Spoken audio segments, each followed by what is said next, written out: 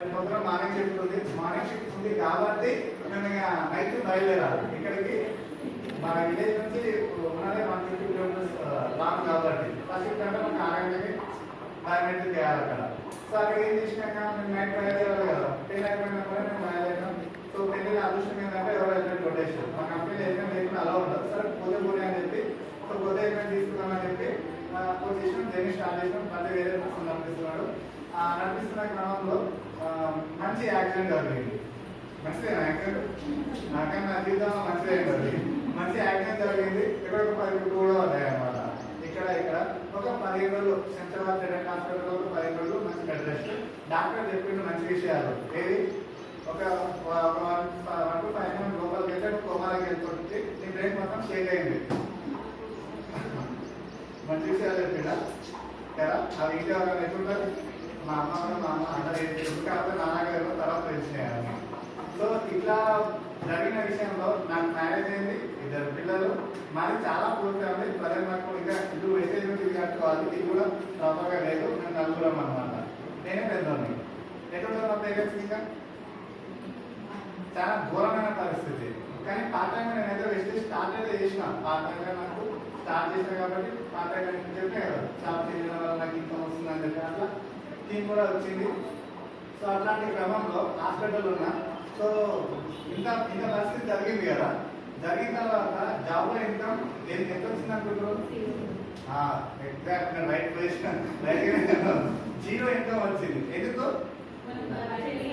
Work చేయలేదు. మన 12 సంవత్సరాల ఎక్స్పీరియన్స్ పనికి రావాలి కదా, రాలేదు.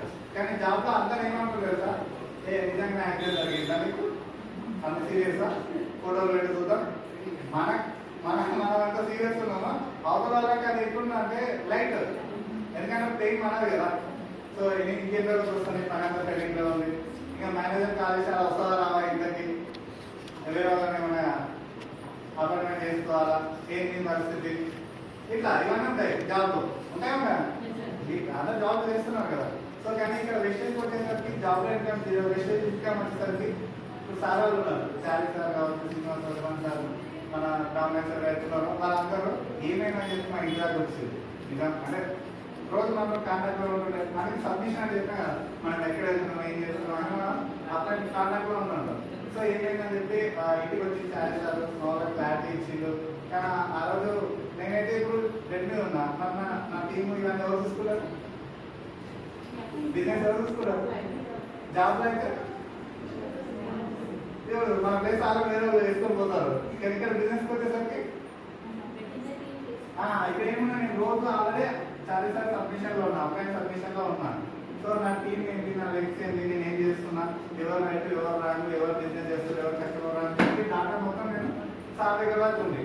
సో నేను పనిచేసే సిచ్యువేషన్లో ఉన్నా, సార్ అక్కడ వర్క్ చేసిండు, అంటే టీమ్కి సపోర్ట్ చేసిండు. జూన్లో కావచ్చు, ఇలా మీటింగ్లో కావచ్చు. అప్పుడు నాకు ఇన్కమ్ ఎంత వచ్చింది తెలుసా మీకు? 30,000 ఇన్కమ్ వచ్చింది.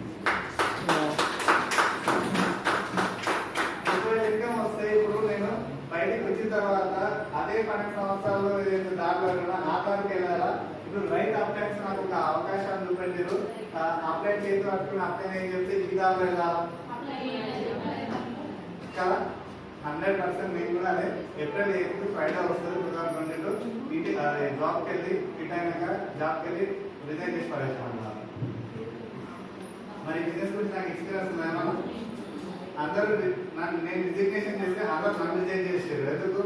పెళ్ళైంది, 2 పిల్లలు ఉన్నారు, ఇంత ఎక్స్పీరియన్స్ ఉన్న జాబ్ని ఎట్లా చేస్తున్నాము అందరు.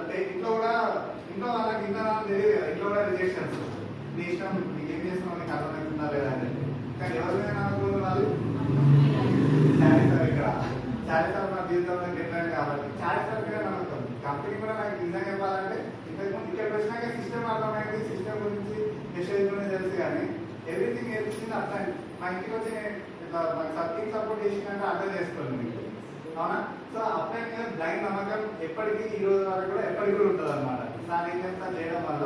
సో ఇట్లా నేను కూడా జాబ్ ఫిట్ చేసుకున్న తర్వాత ఎక్కడైతే జాబ్ ఫిట్ చేసుకున్నా, ఓకే, సార్ ఏదైతే చెప్పిందో అదే స్ట్రక్చర్ మీద వర్క్ చేయడం వల్ల, ఓకే, ఏప్రిల్ 8 కదా, మే గట్టి కష్టపడి June 6, 2022లో మా మేడం బర్త్డే రోజు బ్యూటిఫుల్ కార్ తీసుకున్న ఈ డిస్టేజ్ ఉంది.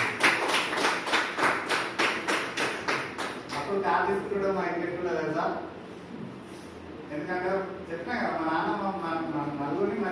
చూపించింది అంతే. మా చాలా పూర్ ఫ్యామిలీ.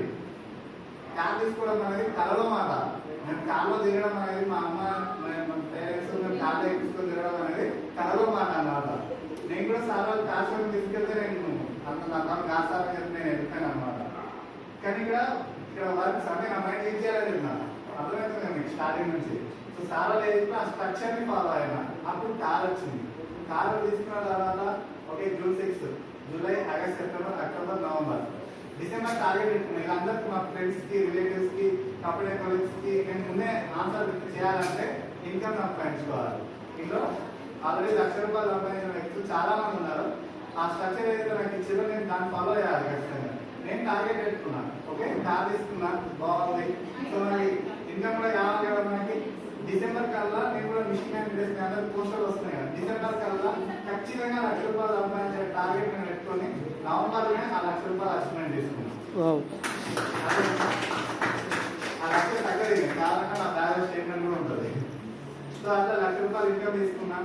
ఓకే కార్ వచ్చింది, లైఫ్లో ₹1,00,000 వచ్చింది. మా మేడం కూడా నేను కమిట్మెంట్ ఇచ్చాను అనమాట.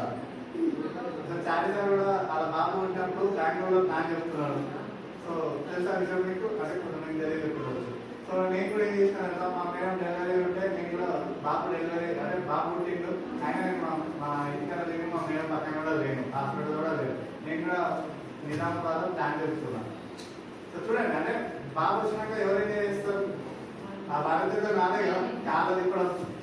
సో మేము మేడం కమిట్మెంట్ చేసినాం అన్నమాట. ఏంటంటే అదే నుండి ఏం చేయలేదు, మన పేరెంట్స్ మీ అమ్మ ఉంది చూసుకో ఓకేనా. దాని తర్వాత మనం కార్ కూడా అచీవ్మెంట్ చేద్దాం, కార్లో తిరగవచ్చు అవునా కదా. ఈ రోజు మేము లక్ష కాదు 2,30,000 నా ఏజ్ ఇన్కమ్ ఇస్తారా. కావాల్సిన షాపింగ్ ఉంది, ఎయిట్ వల్ల కార్ చదువుతున్నాం. ఓకే చుట్టాల ఎక్కడ పోయినా కానీ ఒక మంచి గుర్తింపు ఉంది, ఫ్రెండ్స్ లో ఒక గుర్తింపు ఉంది, ఎక్కడ పోయినా గుర్తింపు ఉంది. సక్సెస్ ఫోటో వచ్చింది స్టార్టింగ్ చెప్తున్నా. ఒక ఎక్స్పీరియన్స్ మీకు నా ఎక్స్పీరియన్స్ మీకు ఉపయోగపడతానని చెప్పి. సో ఇట్లా అందరి గ్యారెంటీ కూడా కావాలా. ఇది నాకు రీబర్త్ మెసేజ్ వచ్చినా కాబట్టి రీబర్త్ ఇక్కడ అవునా. ఇప్పుడు ఇట్లాంటి విషయం ఇప్పుడు మన ఫోన్ ఉంది, గ్యారెంటీ ఉంది, వారంటీ ఉంది, అన్నీ ఉన్నాయి. ఏదైనా గ్యారెంటీ వారంటీ మనకేముందా? మనకేమైనా అయితే పార్ట్ చేంజ్ చేసుకోవచ్చు ఈజీగానే ఏమన్నా లేదు కదా. ఇప్పుడు నాకు జరిగినాయి అదేదైతే సిచ్యువేషన్ ఉందో ఎవరికైనా జరగచ్చు. ఆ జరిగినాక వెయిట్ చేసే కన్నా ఇప్పుడు డిసిషన్ తీసుకుంటే ఇలాంటి అవకాశం మనకు రావడం అనేది చాలా అదృష్టం కదా. అందుకే నా ఎక్స్పీరియన్స్ ఉపయోగపడతాను.